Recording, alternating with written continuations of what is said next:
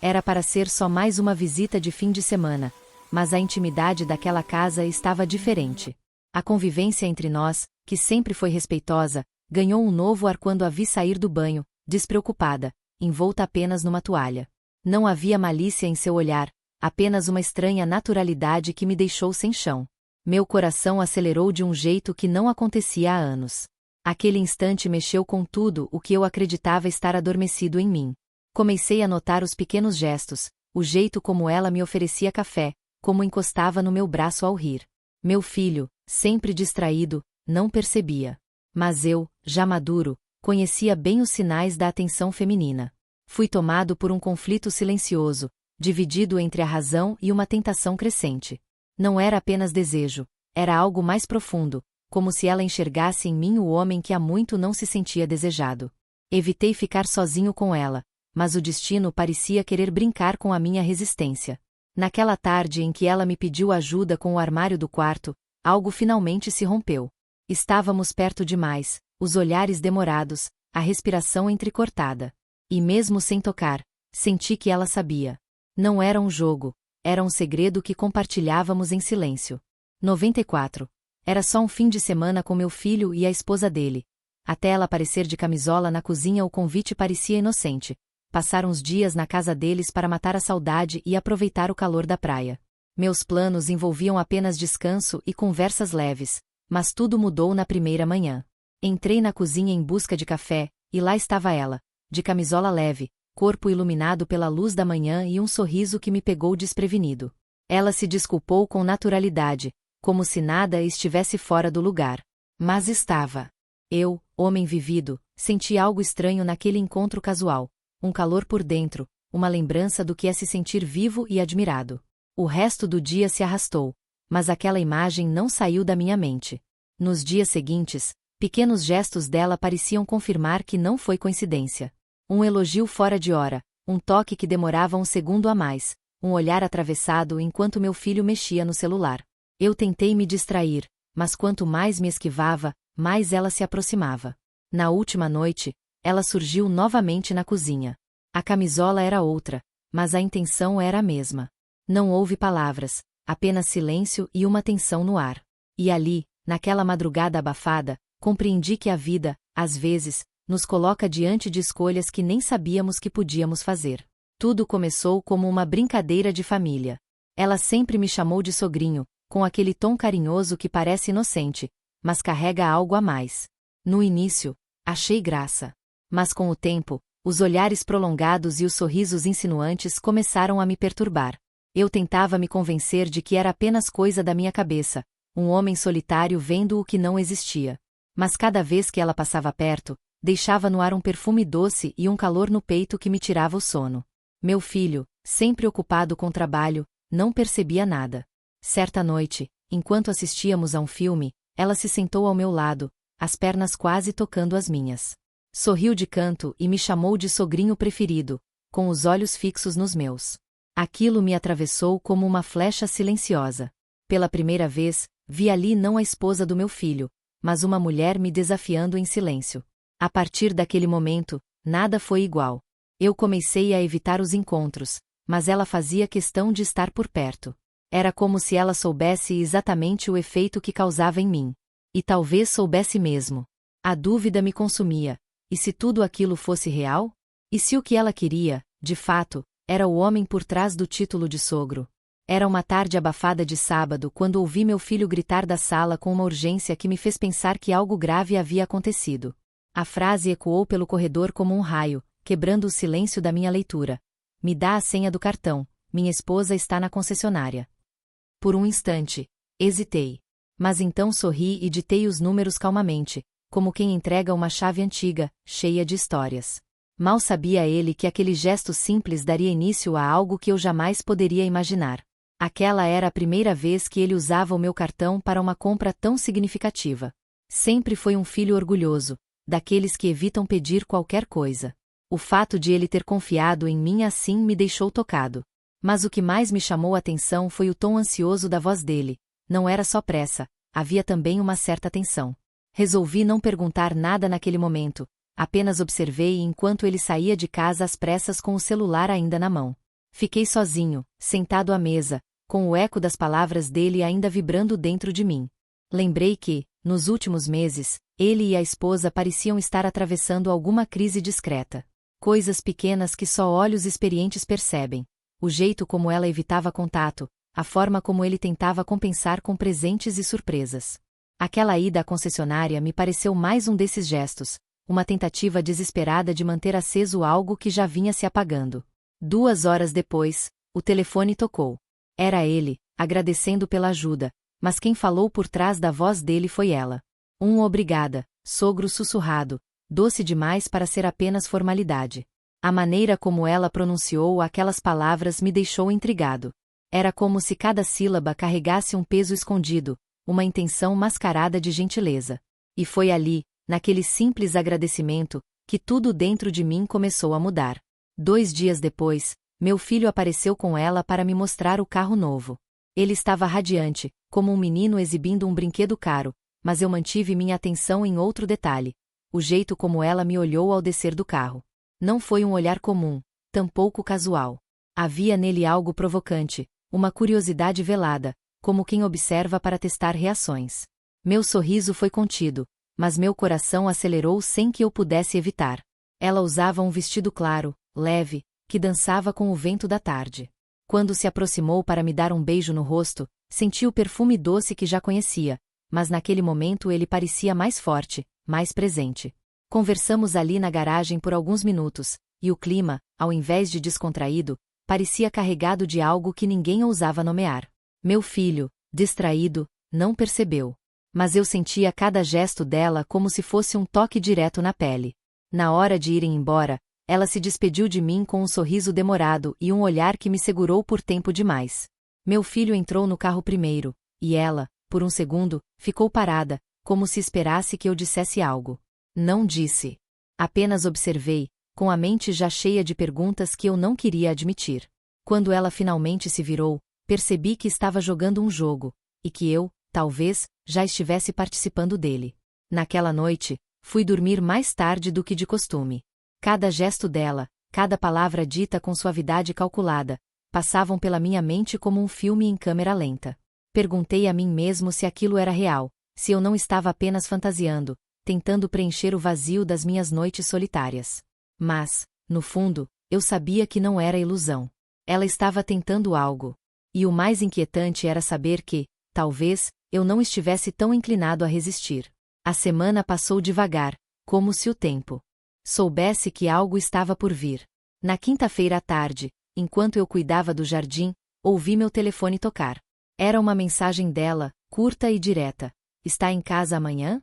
Queria te mostrar um detalhe do carro. Meu marido vai trabalhar o dia todo. Fiquei imóvel por alguns segundos, encarando aquelas palavras com um misto de surpresa e inquietação. Respondi que sim, tentando soar neutro, mesmo sabendo que nada naquela visita seria apenas sobre um carro. No dia seguinte, preparei o café da manhã mais cedo do que de costume.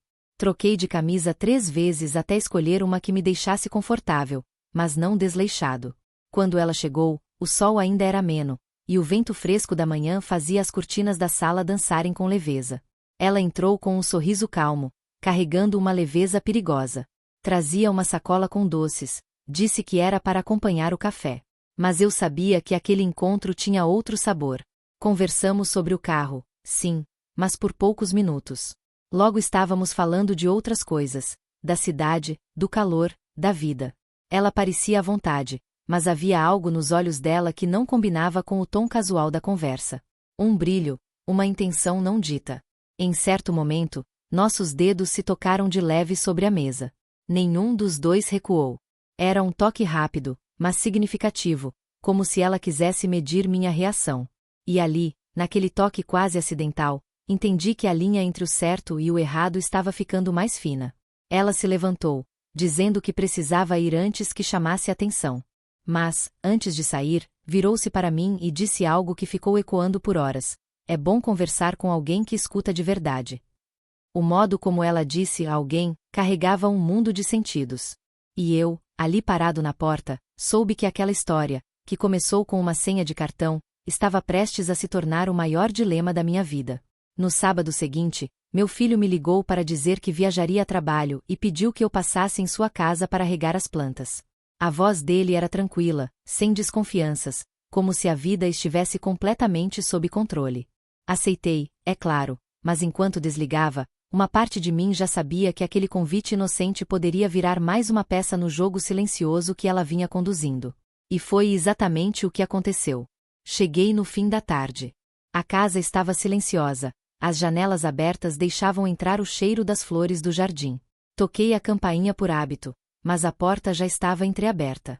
Ela apareceu no corredor com um vestido leve e descalça, como quem não esperava ninguém, ou talvez esperasse, e apenas fingia surpresa. Achei que você viria mais tarde, disse ela, sorrindo com aquele ar sereno que só torna tudo ainda mais provocante. Entrei devagar, com os pés firmes, mas o coração instável. Regamos as plantas juntos, em silêncio, até que ela comentou algo banal sobre o tempo. Mas era o tom da voz, não as palavras, que me atingia. Em dado momento, ela se abaixou para ajeitar um vaso e o vestido subiu um pouco mais do que deveria. Não olhei com intenção, mas também não desviei os olhos. O silêncio entre nós se tornou denso, quase palpável. Era como se cada gesto dela pedisse uma resposta que eu ainda hesitava em dar. Mas o desejo de corresponder crescia como uma onda prestes a romper. Na hora de ir embora, ela me acompanhou até a porta. Parou, colocou a mão no meu braço e me olhou por longos segundos. Não disse nada, mas aquele olhar carregava todas as perguntas, todas as intenções que não ousávamos verbalizar. Saí dali com um peso no peito e um fogo na pele. A história ainda não havia se concretizado, mas os silêncios entre nós gritavam mais alto que qualquer confissão. E eu, homem maduro e vivido, já não sabia mais se tinha forças para continuar dizendo não àquilo que, silenciosamente, já havia me conquistado. No domingo de manhã, eu ainda estava remoendo tudo o que havia acontecido, ou deixado de acontecer, na casa do meu filho. Não conseguia parar de pensar nela, em como cada gesto parecia milimetricamente calculado para me provocar. Mas o mais perigoso era que, cada vez mais, eu deixava de ver aquilo como provocação e passava a encarar como uma espécie de convite. A linha que nos separava já não era sólida. Era uma névoa, densa, prestes a se dissipar. Recebi uma nova mensagem dela, desta vez sem motivo algum. Apenas uma foto do novo carro estacionado na sombra, com a legenda melhor sob esse ângulo, não acha? A imagem era simples, mas havia um reflexo no vidro, e nesse reflexo, a perna dela, cruzada, como se tivesse deixado aquele detalhe ali de propósito. O coração disparou. Respirei fundo e não respondi de imediato. Mas ao final do dia, eu já havia criado 1000 respostas possíveis em minha cabeça. Na segunda-feira, ela apareceu no meu portão sem avisar. Disse que estava passando por perto e resolveu trazer uma torta de frango que, segundo ela, eu tinha elogiado certa vez. Era uma desculpa óbvia, mas veio embalada num sorriso doce demais para ser negado. Convidei-a para entrar. Tomamos café na varanda, e a conversa, embora superficial, tinha camadas profundas. Cada palavra era medida. Cada silêncio, mais carregado do que qualquer declaração. Ao se despedir, ela tocou meu rosto com a ponta dos dedos e disse, com a voz baixa, "Você é mais atento do que ele." Aquilo me atravessou como um raio. Fiquei paralisado por alguns segundos, vendo-a se afastar calmamente pela calçada. E, dentro de mim, uma certeza crescia como um incêndio. Aquele jogo já não podia mais ser ignorado. Era uma história que pedia resposta, e talvez já estivéssemos longe demais para recuar sem consequências. Na quarta-feira, recebi uma ligação do meu filho pedindo um favor inesperado. Ele e a esposa haviam discutido, e ela havia saído de casa sem avisar para onde ia.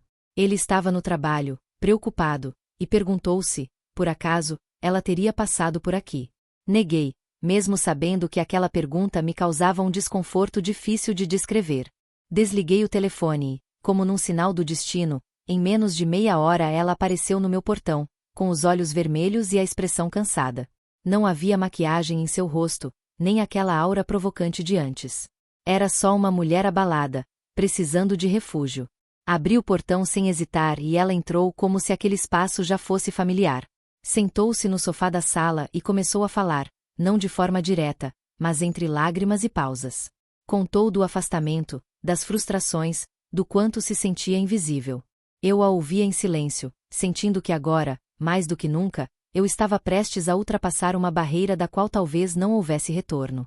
Preparei um chá para acalmá-la e ela aceitou com um sorriso fraco. Sentou-se mais perto, segurou minha mão por um instante e agradeceu. Com você, eu consigo respirar, disse, encostando a cabeça no meu ombro. O gesto era suave, mas profundamente íntimo. Fiquei imóvel, com o coração batendo forte e a mente dividida entre o impulso e a razão. Meu corpo inteiro reagia à presença dela, mas eu sabia que bastava um passo para que tudo mudasse para sempre. Ela se ajeitou no sofá, levantou o rosto e me olhou como quem pede permissão em silêncio. Nossos rostos estavam tão próximos que eu podia sentir a respiração dela se misturar com a minha. O tempo parecia suspenso, como se o mundo lá fora tivesse deixado de existir. E então, o telefone tocou. Era meu filho. Ela recuou de leve, como acordando de um transe. Levantou-se. Devagar, disse que precisava ir, e agradeceu novamente, dessa vez com um beijo no rosto demorado demais para ser apenas gratidão. Fiquei sozinho na sala, com o cheiro do perfume dela ainda no ar e a alma em conflito. Não nos tocamos, não quebramos nenhuma regra visível. Mas eu sabia, e ela também sabia, que aquele havia sido o dia em que tudo quase aconteceu. E isso, por si só, já era mais perigoso do que qualquer ato consumado. Depois daquele dia, tudo mudou entre nós. Mesmo sem falarmos sobre o que aconteceu, havia uma cumplicidade no ar, um entendimento silencioso que dispensava palavras. Eu passava a maior parte do tempo tentando convencer a mim mesmo de que aquilo precisava parar. Mas bastava uma lembrança dela, um cheiro no ar, para que minha determinação se esvaísse. A verdade é que, mesmo sem termos ido longe, já estávamos longe demais. Uma semana se passou sem que ela aparecesse. Achei que talvez tivesse voltado para a realidade, desistido daquele jogo perigoso. Até que, numa noite chuvosa, ouvi batidas suaves no meu portão. Era ela. Trazia uma capa de chuva encharcada e um olhar que misturava raiva e tristeza. Entrou sem pedir, jogou a bolsa no sofá e disse: "Hoje eu não quero falar. Só ficar aqui." Assenti com a cabeça, e ela se acomodou na poltrona como se aquele lugar já fosse dela. Passamos horas em silêncio, ouvindo a chuva cair no telhado. Em certo momento, ela se aproximou de mim, sem pressa, e segurou minha mão com força. Olhou-me nos olhos, e ali havia dor, desejo, mágoa, e algo ainda mais profundo, solidão. "Você também sente", sussurrou. Eu não precisava responder. O que nos ligava ia além da atração física. Era a identificação entre duas almas cansadas de serem esquecidas. Ela adormeceu no sofá, a cabeça encostada no meu ombro. Eu fiquei ali, imóvel, com o coração apertado e a mente girando como um redemoinho. Sabia que aquilo não podia continuar, mas também sabia que não havia como fingir que nada estava acontecendo. Naquela madrugada, compreendi que o amor proibido tem um sabor agridoce. Ele alimenta o ego, mas corrói a paz. E o mais assustador é que, mesmo sabendo disso, eu não queria que ela fosse embora.